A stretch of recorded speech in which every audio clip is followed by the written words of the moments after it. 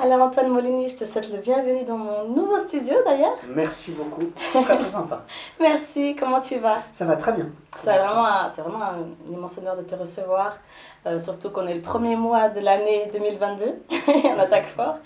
Alors moi j'avais envie justement de t'interviewer parce que tu as un parcours totalement atypique, tu as énormément de casquettes. D'ailleurs, on va énumérer après tout ce que tu fais.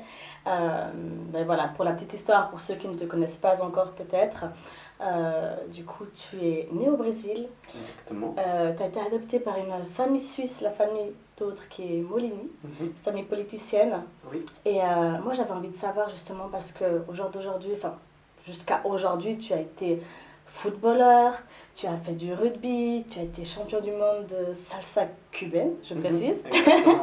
Voilà, tu es également partie des Verts, Mhm. député voilà, pour l'écologie, c'est ça? Exactement, au Grand Conseil.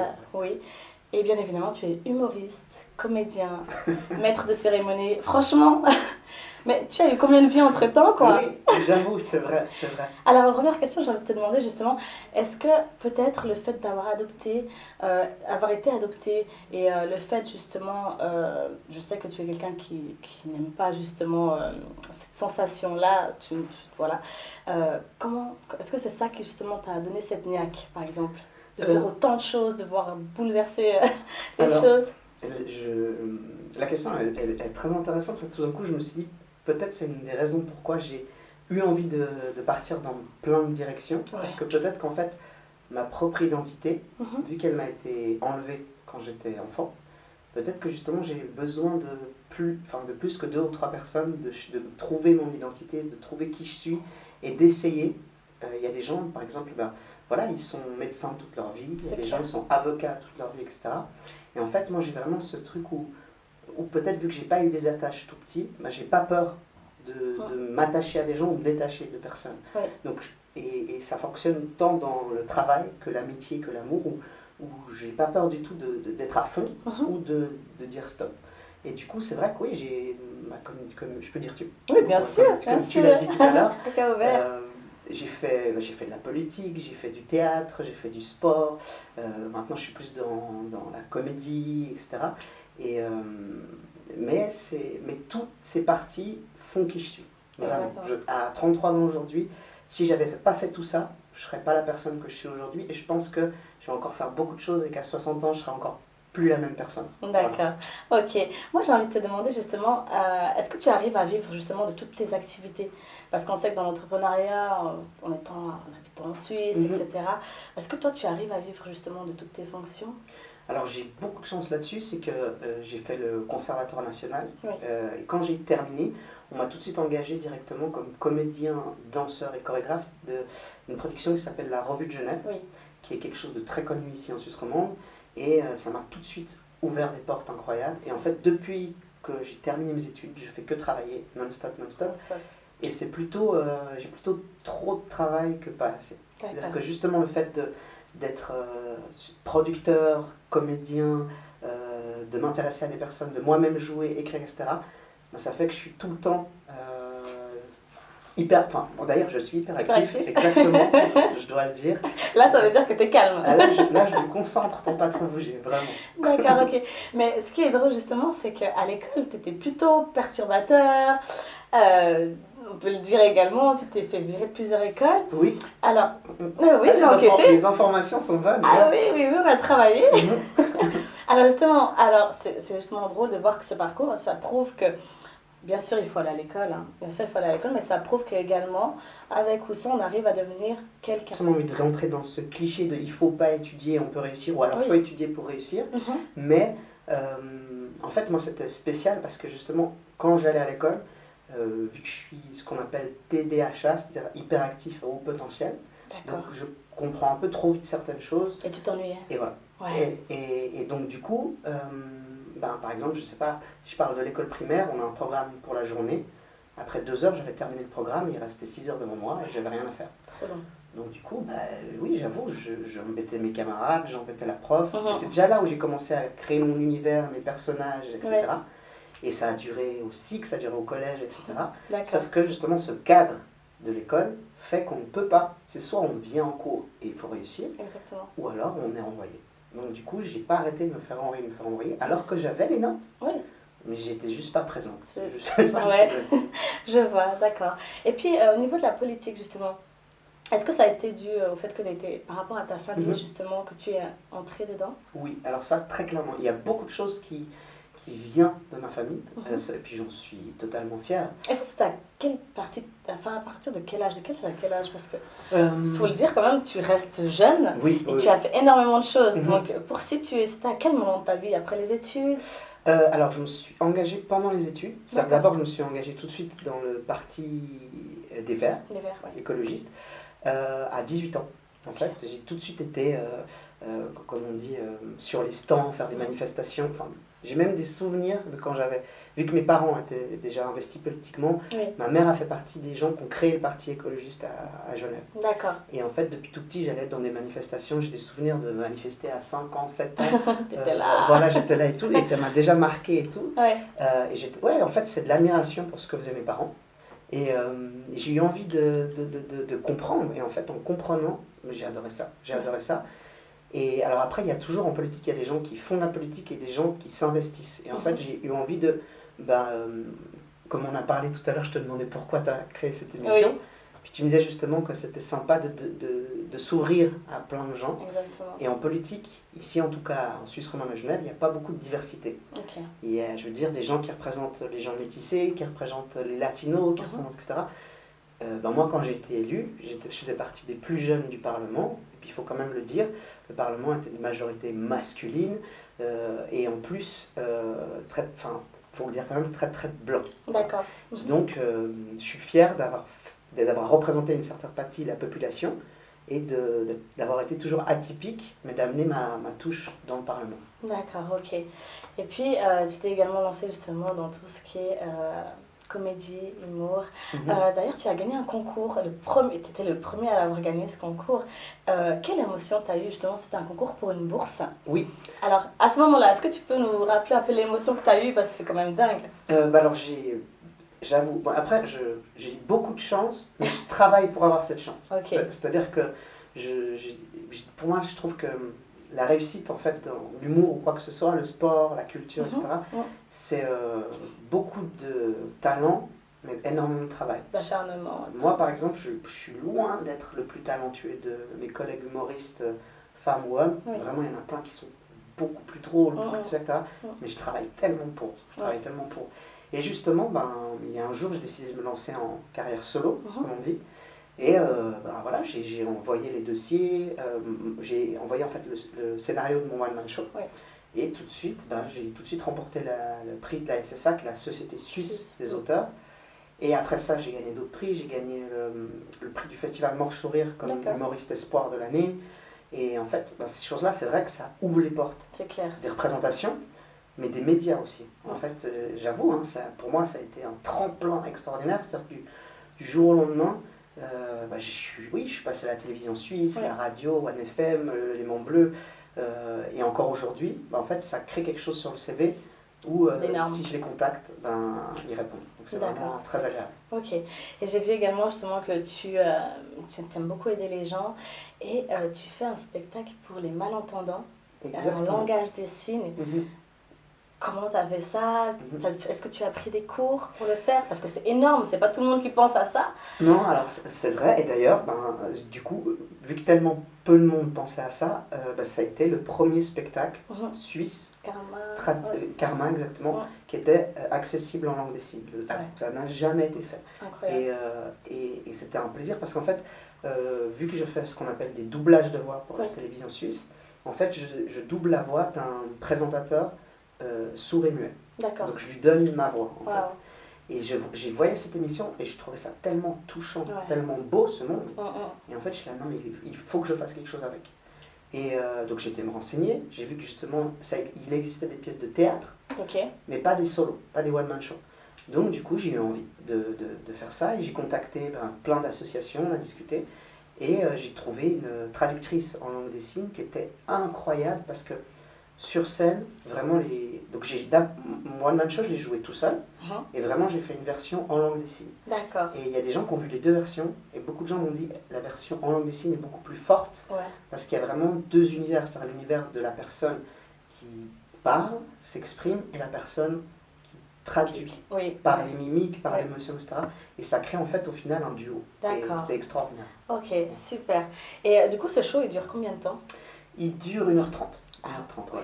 Avec dedans chant et danseuse aussi. C'est énorme. D'accord, ok. Et puis, je veux te poser aussi une autre question, c'est est-ce que tu as des prochaines dates? Oui, alors parce que évidemment, il y a les dates que je produis, les dates dans lesquelles je joue, mais la prochaine date, c'est le 12 février, dans la salle des Quatre Coins. C'est un plateau d'humoristes où il y aura des humoristes de Paris, vraiment qui sont des têtes. Ça sera où? Aux Quatre Coins, le bar Les Quatre Coins à Genève. À Genève, d'accord, ok. Ça, c'est le 12 février, et ensuite, j'ai 3 gros événements à dire cette année, il y a ça. Ensuite, le 3, 4, 5 mars, à la salle du Point Phare à Chêne-Vaud. D'accord. Où pareil, il y a un plateau d'humoristes internationaux, français, suisses, avec des têtes d'affiche comme Yann Lambiel, qui est considéré comme le meilleur imitateur de Suisse. Le lendemain, on a un plateau 100% féminin, que des humoristes femmes. Ça aussi, c'est important pour moi de mettre en avant, comme on m'a donné ma chance. Et le dernier jour, un concours justement de jeunes humoristes, pareil, pour leur donner leur chance. Voilà. Ah, super, ok. Et il y a une autre chose que tu fais durant tes spectacles, tu imites énormément de personnes. Oui. Mais il n'y a pas des moments où tu te dis, ok, je sors de ce corps, il faut que je revienne à moi? Non, alors oui, ça fait partie justement de mon côté hyperactif que j'essaye d'utiliser. C'est que encore pas plus tard que là, en venant chez toi, j'ai vu des gens, je pourrais te montrer après la vidéo, que j'ai écouté, je me suis arrêté pour les écouter, les regarder, et en fait je me suis dit, ah mais ça, il faut que je prenne d'eux, et je vais faire un personnage avec ce qu'ils ont. Incroyable. Et voilà. Je suis constamment en train d'écouter, regarder pour essayer de réfléchir à un personnage. Ça te donne tout le temps des idées constamment. Alors, quelle est justement une des personnalités que tu fais, que tu préfères? Le personnage que je préfère faire, c'est parce que c'est aussi le personnage préféré du public, j'ai l'impression, c'est une prostituée, un travelo brésilien. D'accord. Voilà. Sur scène, après, je l'ai fait dans la revue de Genève, vraiment qui est complètement exubérant, qui est complètement maquillée, qui a une robe très très courte, des talons, etc. Voilà. D'accord, ok. Et est-ce qu'en exclusivité, tu peux nous donner un petit aperçu de ce que ça donne? 30 secondes, un petit 30 secondes. Ok, oui, bien sûr. Mais tu veux que je réponde à l'interview comme ça, comme si j'étais elle? Oui, tu peux faire. Voilà. D'accord, ma chérie, bon, il n'y a pas de problème. Alors écoute, coucou tout le monde, ça va derrière votre écran? Je me présente, je m'appelle Susana Fernanda da Silva et je suis du Brésil. Alors mon cœur, je t'écoute, tu peux me poser toutes les questions que tu veux. Super, merci beaucoup. Ah mais tu m'étonnes que le public il adhère. D'accord, ok, très bien. Et puis tu as été notamment champion du monde dans salsa cubaine. Exactement. Alors, pourquoi déjà la salsa cubaine? Il y a combien de types de salsa en fait? Oui, alors il y a salsa cubaine, salsa colombienne et salsa portoricaine. D'accord. Et peut-être qu'il y en a d'autres, mais c'est vraiment les plus grandes. Et en fait, pourquoi la salsa cubaine? Parce que quand j'étais au conservatoire, justement, ça durait, la dernière année durait jusqu'au mois de juin, et au mois de novembre, j'avais déjà terminé tout ce qu'il fallait faire. Donc j'étais là, mais est-ce que je ne vais pas aller en cours pour aller en cours? Donc j'ai regardé, et j'ai voulu faire un échange, et aller étudier à La Havane. Donc je suis parti 4 mois étudier au Conservatoire national de La Havane.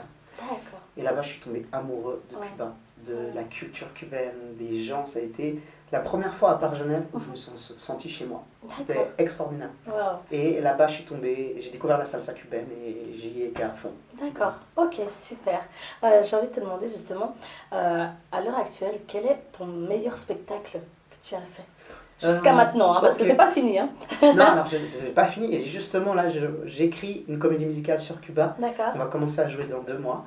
J'espère que ça sera ça le meilleur spectacle, mais je dois dire non. Là, ce que j'ai fait de meilleur pour l'instant, c'est justement Karma, mon show en langue des signes. C'est vraiment pour moi parce que c'était en fait le spectacle qui me représentait le plus, parce que dedans il y a de l'humour, de la danse, du chant et de l'émotion. D'accord. Donc vraiment, c'était pour moi complet. Ok, super. On va gentiment passer aux questions à cœur ouvert. Bien sûr. D'accord, je vais te poser 3 questions. D'accord. Tu réponds vraiment le plus... Bon, tu es très naturel, c'est ça qui est cool. Mais tu réponds comme tu le souhaites. Ok. J'ai appris que tu avais ton premier rapport sexuel à 12 ans. Oh. Alors, comment ça se passe? fasse des enfants qui font des enfants. Oh mon Dieu. Alors, ok, c'est vraiment à cœur ouvert. Ah oui. Alors, non, c'est vrai, je suis pas gênée parce que j'en parle sur scène. Ouais. Alors, ça, je pense que c'est mon côté brésilien, vraiment, parce qu'il faut savoir que le Brésil est le pays au monde où les personnes se dépucellent le plus vite, le plus jeune. D'accord. Vraiment. Il y a des statistiques là-dedans. Et D'accord. où les femmes tombent le plus vite enceintes. Ok. Donc, je pense qu'on a un rapport à la sexualité, Mhm. au corps, qui n'est pas du tout tabou. Et Ouais. je dois l'avouer, moi. Même dans mes spectacles, j'avoue, je suis toujours les fesses à l'air, j'ai aucun souci avec ma nudité ou quoi que ce soit. D'accord. Mais non, c'est vrai, j'ai fait mon dépucelage à 12 ans, ce qui m'a valu des problèmes, hein, je dois le dire. Mais ça, il ne faut pas le faire à 12 ans. Les enfants, il ne faut pas le faire à 12 ans. S'il vous plaît, les enfants. D'accord, très bien répondu. En deuxième question, tu as vécu quelque chose le 1er décembre 2020. Oui. C'était une agression. Ah, ok. D'accord. Comment tu as vécu cela? Alors, ouais, je t'en ai pas tac tac, je me remets dedans. Ouais. C'était très violent, Ouais. très très violent parce que... C'était la première fois que c'est arrivé? Non, malheureusement, c'était pas la première fois. D'accord. Mais et puis justement, j'ai déjà été agressé dans ma D'accord. vie. Moi, je dois dire aussi que j'ai un passé violent. Vraiment, j'étais un adolescent très très nerveux, très... Impulsif. Voilà. Donc du coup, j'ai eu beaucoup de soucis, j'ai eu des bagarres que je crée ou que j'ai subies. D'accord. Mais là, c'était la première fois en fait où j'avais rien demandé, Ok. où je me promenais tranquillement dans la rue et où vraiment deux jeunes hommes m'ont sauté dessus et ont voulu m'arracher mon téléphone. Ils t'ont pas reconnu, ils savaient que c'était toi, tu? Pas du tout, parce qu'en fait, il y a D'accord. eu une enquête, mais sur le moment, j'ai eu peur parce que je me suis dit, est-ce que justement c'est des gens qui veulent se venger de mon côté artiste ou Oui. politique, Mhm. ou est-ce que c'est le hasard total? Et la police voulait aussi le savoir. Ouais. Et en fait, c'est vrai, ils m'ont sauté dessus pour m'arracher mes bijoux, etc. Et en fait, ils ne sont pas tombés sur la bonne personne parce que je me laisse pas faire. Mhm. Et ça a duré 2 minutes de bagarre vraiment dans la rue. Ouais. Personne ne m'a aidé. Et ça m'a Et choqué. c'était au paquet? Non, C'était c'était où? à la Praille. D'accord. Ah, Vraiment oui. avec une route où tout le monde passe. Ah ouais, mais Et- c'est quand même un peu retiré la praille, Oui. hein, c'est Oui. ça. Ouais. Mais en pleine journée. Genève en pleine journée. Ah non, quand même. Donc pour moi, ça a été très marquant de ce côté de vraiment, j'hurlais, aidez-moi, appelez la police et tout.